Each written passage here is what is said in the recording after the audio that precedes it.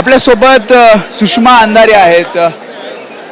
ताई, तुम्ही भावूक झालात ज्या प्रकारे शेवटी उद्धव ठाकरे म्हणाले की जर जे आरोप केले जात आहेत त्या आरोप जर तुम्हाला खरे वाटत असतील तर मी पक्षप्रमुख पदावरून जातो. तुम्ही नेहमी बाजू पक्षाची मांडतात आणि कणखरपणे वागतात.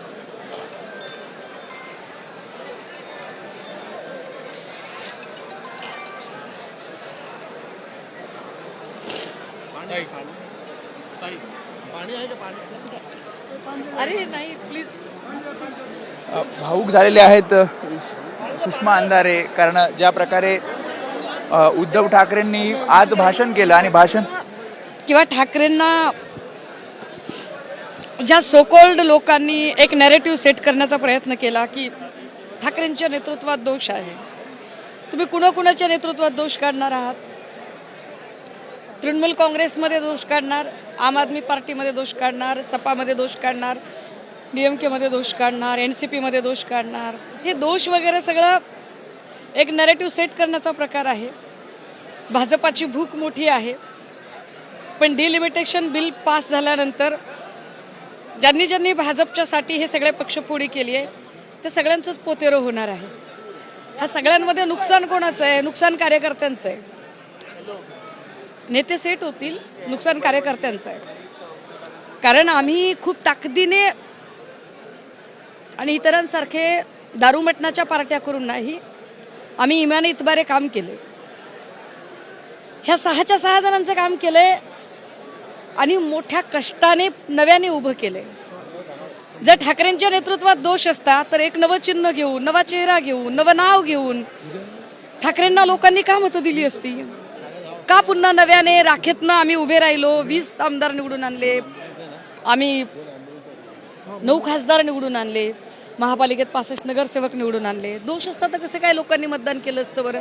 पैसे तर नाही दिले आम्ही मतदारांना, आम्ही दारू मटणाची पार्टी तर नाही केली. पण मुद्दा हा आहे की आधी एक पूर्ण पक्ष फोडायचा, मग त्याच्यातल्या काही लोकांना सांगायचं की तुम्हीच ओरिजिनल आहात, मग त्यातला एक नेता उघडायचा, मग नाव जातं, चिन्ह जातं, मग पुन्हा आपण नव्याने राखेतनं उभे राहतो. नवे आपण माणसं तयार करतो, तर नवी माणसं तयार केली की त्यांचा फॉर्मच भरू द्यायचा नाही, फॉर्म बाद ठरवायचे. इकडून तिकडून जर फॉर्म झालाच, अप्रूव्ह झाला निवडणूक आयोगाकडून फॉर्म, तर मग EVM पॅम्पर करायचे, मतदार यादी सगळी तोडफोड करून टाकायची. त्यांना हवे असणारे मतदार 3-3, 4-4 वेळा नावं येतील, त्यांना नको असलेल्या मतदारांची यादी गायब होईल. एवढ्यातनंही समजा तो बिचारा कष्टाने उभा राहिला तर दारू, मटण, पैसा सगळ्याच गोष्टींचा एकदम पाऊस करायचा. तेवढ्यातूनही जर तो निवडून आला तर तो अख्खा माणूसच पळवायचा. ही लोकशाही असते. आणि तो माणूस पळवल्यानंतर 4-4, 5-5 वर्ष त्याचा निकालच लागू द्यायचा नाही.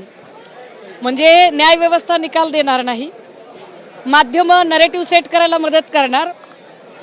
ह्या सगळ्यांमध्ये माध्यमांनी, विश्लेषकांनी, न्यायालयाने यांनी कुणीतरी हा विचार केलाय का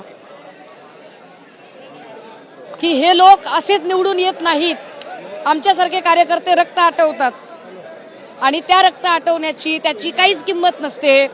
उद्या काय गॅरंटी आहे की जे 6 गेलेत आणि ते निवडून आले उद्याला, समजा उद्या शिंदेंनी ढिगाने पैसा खर्च केला आणि 6 जणांना निवडून आणलं आणि अमित शहाने शिंदेनी जी बोली लावली होती त्याच्या चौपट बोली लावली, तर तिकडे उडी टाकणार नाही त्याची काय गॅरंटी आहे? जो एक बार बिक सकता है वो बार बार बिक सकता है, वो बिकाऊ ही है. और ऐसे बिकाऊ लोगों से लोकतंत्र बनता है. आणि मोदी लोकतंत्र आणणार आहेत. Absolute power, absolute corruption. ज्या मोदींनी हे सगळं नाटक केलं, एका 1 नेशन 1 पार्टी 1 इलेक्शनच्या दिशेने हा देश जातो, एका डिक्टेटरशिपच्या दिशेने. आणि त्यांनी स्पष्ट संदेश दिला. मी 3 दिवस झालं सांगते की either we will set you or we will shoot you. आमच्यासोबत आलात तर आम्ही सेट करू, आमच्या विरोधात गेलात तर आम्ही तुम्हाला शूट करू. सगळ्या विरोधी पक्षाच्या नेत्यांनी आता एकदा ठरवावं लागेल गडे, कारण आता कार्यकर्त्यांची फरफट बस झाली की तुम्हाला खरंच जर आपली बहीण, आपली बायको, आपली मेहुणी, मेहुणीची पाहुणी, आपली वंशावळ ही सेट करायची आहे सबमिसिव्ह होऊन का या संसदीय लोकशाहीच्या खातीर प्रसंगी शूट व्हायची तयारी ठेवायची आहे. आम्ही शूट व्हायला तयार आहोत, आम्हाला हा देश घडवायचा, आम्ही शूट व्हायला तयार आहोत, आम्हाला पुन्हा नव्याने उभं राहायचंय. पण सबमिसिव्ह राजकारण आता सोडून देऊन ताकदीनं उभं राहिलं पाहिजे. बाकी या नरेटिव्हचा काही फरक पडत नाही. भाजपची बार्किंग ब्रिगेड रोज काय बोलते त्याचा फरक पडत नाही. शिंदेंनी उभे केलेले भले ते आमदार असतील, खासदार असतील, ज्यांचा भुंकणे एवढा धर्म आहे आणि तुकडा टाकल्यावर भुंकतात, अशा लोकांना उत्तरं द्यायलाही आम्ही बांधील नाहीत. कारण उत्तरं देण्यासाठी सुद्धा तेवढी बौद्धिक कुवत आणि लायकी लागते. ज्यांची लायकी नाही त्यांना आम्हाला उत्तरं द्यावीसे वाटत नाहीत. जे संजय राऊतजींवरती आक्षेप घेतात आम्हाला त्यांनाही उत्तरं द्यायची त्यांना आम्हाला वाटत नाही की गरज. कारण तृणमूल काँग्रेसमध्ये काही संजय राऊत नव्हते. सपाच्या बद्दल आता बोललं जाते तिथे काही संजय राऊत नाही आहेत. आम आदमी पार्टीमध्ये संजय राऊत नव्हते. त्यामुळे हे असले नरेटिव्ह सेट करणारे जे बाजार बुनगे आहेत या असल्या बांडगुळांना आम्ही भीक पण घालत नाही. पण लढण्याची तयारी मात्र सगळ्यांनी प्रामाणिकपणे केली पाहिजे. सबमिसिव्ह राजकारण नको. बस झालं आता. फरफट होते या सगळ्यांमध्ये. उद्धव ठाकरे यांनी सगळ्यांसमोर उभं राहून सांगितलंय की तुमच्यापैकी कोणी या ठिकाणी यायला. त्यांना काय अधिकार आहे? त्यांना काय अधिकार आहे? मी नेता नाही म्हणायचा. आम्ही नेता म्हटलंय ना त्यांना. ते नेते आहेत आमचे. त्यांना अधिकार नाही की मी नेता नाही तुमचा म्हणायचा. आम्ही आम्ही आम्ही त्यांना कसं काय बरं सोडू आणि कसं काय आम्ही रजा देऊ? त्यामुळे ते नाही बोलायचं. त्यांनी बाकी काही बोलायचं ते नाही बोलायचं. आम्ही लढायला तयार आहोत. आम्ही पुन्हा पीक आणायला तयार आहोत. आम्ही पुन्हा मशागत करायला तयार आहोत. आम्ही पुन्हा पेरणी करू. आम्ही पुन्हा पीक टरारून उगवून आणू. पुन्हा चोरायचं असेल तर चोरा, पण टायगर बिगर म्हणू नका. Y+ सुरक्षित तुम्ही जिथं फिरता, Y+ सुरक्षित टायगर कधी फिरत नसतो, उंदरं फिरत असतात. उंदरांना ह्या सगळ्या पिंजऱ्यांची आणि सगळ्यांची गरज असते. त्यामुळे तुम्ही टायगर बिगर काही म्हणू नका स्वतःला. उद्धव ठाकरे असं म्हणतात ऑपरेशन कमळ करावं लागेल, त्यासाठी तुम्ही काय रणनीती आखणार?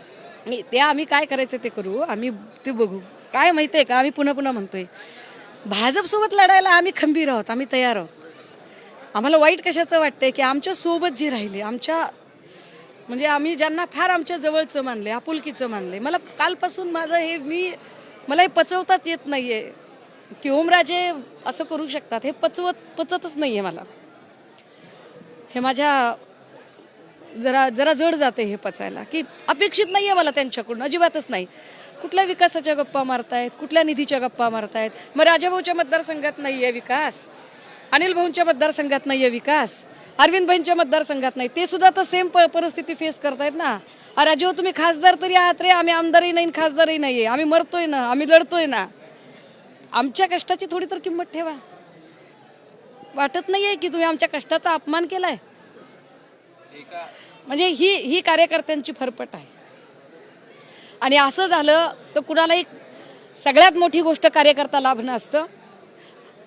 अशा बदमाशांना विकले जाणाऱ्या लोकांना पुन्हा कार्यकर्ता लाभणार नाही. तुम्हाला नेते खूप लाभतील, खूप ताकदीचे, पण कार्यकर्ता लाभणार नाही तुम्हाला. पण आता काय अपेक्षित वाटतं? कारण 6 खासदार जे फुटतायत, कुठेतरी एक राज जो आहे कशावरून ताई ऐका, कशावरून की आम्ही त्या 6 ठिकाणी पुन्हा नवीन माणूस उभा केला, समजा नवा चेहरा उभा केला, तो पुन्हा आमच्या हातावर तुरी देणार नाही. कशावरून गॅरंटी काय घ्यायची आम्ही? भाजप जर पुन्हा हेच करणार असेल तर पुन्हा आम्ही तेच किती वेळा करणार आहोत? अर्थच नाही याला. ह्याला लोकशाही म्हणतात आणि याला देवेंद्रजी याला फार काही मोठं म्हणतायत. ह्या फोडाफोडीच्या राजकारणाची ही गचाळ संस्कृती देवेंद्रजींनी रुजवली. पुन्हा सांगते, देवेंद्रजींनी फोडाफोडी करून स्वतःच्या मुख्यमंत्री पदासाठी जो भस्मासूर वाढवला, तो भस्मासूर देवेंद्रजींच्या डोक्यावर हात ठेवण्या इतका ताकदवर झालाय. हात ठेवायची तयारी सुरू झाली. सांगताय की ऑपरेशन टायगर पार्ट 2 म्हणजे आमदार आणि नगरसेवक देखील या ठिकाणी लवकरच फुटतील. अरे बाबा, तू प्रोडक्टिव्ह माल ने ना बाबा इथं सगळा. तुझ्याकडे सगळे भुंकणारे लोक आहेत. तुझ्याकडे नेते घडवणारे लोक नाहीये. तुझ्याकडे अजिबात माणसं निवडून आणू शकणारे त्या ताकदीचे लोक नाही. तुझ्याकडे पैसा चिकार आहे. मग तो ड्रगचा असेल, दारूचा असेल, 2 नंबरच्या धंद्याचा असेल, हप्तेखोरीचा असेल, डान्स बारचा असेल, कुठलंही असेल, हे सगळं आहे. माणसं निवडून आणायची कुवत नाही. आम्ही ब्रँड तयार करणारे आहोत. एका नव्या चिन्हाला आम्ही ब्रँड तयार केला. आम्ही मशालीचा ब्रँड केला आणि तो ब्रँड आम्ही निवडून आणला. 27 जुलैची डेडलाईन दिली, अल्टिमेटम दिलेलं आहे त्या संदर्भातलं. बाबा उद्या घेऊन जा ना, उद्या घेऊन जा. जे विकाऊ आहेत त्याला लगेच घेऊन जा बरं. ठेवू पण नको लगेच. कारण एक जरी नासकं ठेवलं तर ती सगळी डाल नासवून टाकते. कशाला उगं त्याच्यात. एकनाथ शिंदे आज भाषणात असं म्हटले की देवेंद्र फडणवीस आणि माझ्यामध्ये खोडा घालण्याचा काही जण प्रयत्न करतायत. जो उन्हें बताते हैं वो हमें भी बताते. वा वा, खूप छान. देवेंद्र फडणवीस जर गावठी चाणक्य नसतील तर त्याच्यावर विश्वास ठेवणार नाहीत. आणि गावठी चाणक्य असतील तर या सगळ्या गोड भूलथापांमध्ये आणि अनाभाकांमध्ये येतील. नाहीतरी आई भवानीच्या आईबाबाच्या शपथा घेणारे लोक आहेतच सोबत. काय अडचण नाही. कृष्ण आष्टीकरांवर तुम्ही आरोप केले. कृष्ण आष्टीकरांचं स्पष्टीकरण कुठे आलेलं असल्या आहे. बदमाश नाही, आणि नाही, ते झिंगरूट म्हणतात की पोरांवरती मी बोलायचं. अजूनही मी उद्धव ठाकरेंसोबत आहे. सुषमा- कशावरून? कृष्णा आष्टीकर जर उद्धव ठाकरेंसोबत असेल ना तर आपल्या बापाच्या प्रतिमेला जोडे मारो आंदोलन उद्या कर म्हणावं. कर उद्या जोडे मारो आंदोलन. उद्या आपल्या बापाच्या नावानं पिंडदान करून दाखव. कुणाला सांगताय शानपण आणि कुणाला येड्यात काढताय तुम्ही? बाप तसा बेटा आता काय जाऊ दे मरू दे.